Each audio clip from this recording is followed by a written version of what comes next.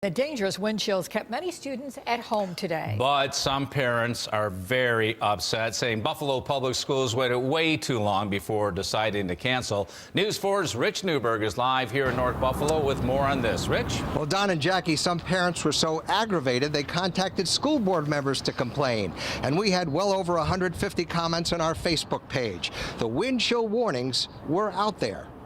You can see from our city cam, not too many people out this morning, and those of you... The News 4 wake-up team, beginning at 5 a.m., gave the chilling details of a blistering day ahead. Wind chill warning still in place for western New York right through 10 o'clock this morning. Keep in mind, we're still in that minus 15 to minus 25 range.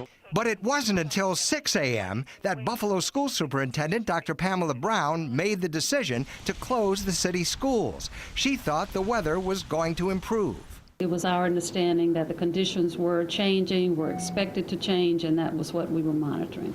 By the time many of the news media outlets posted the closing, it was about 6:15 a.m. Some students who attend early classes at West Buffalo Charter School were scheduled to have been waiting for the early buses to pick them up at 6:12. School leader Andrea Todaro had her staff begin making emergency calls to families. So I immediately had some staff members divvy up phone numbers of students that had earlier bus pickups, those that were before 6:30, and asked that they call those families and make sure that they are aware that there was no school. Superintendent Brown told me she now realizes that decisions may have to be made in the future before 6 a.m.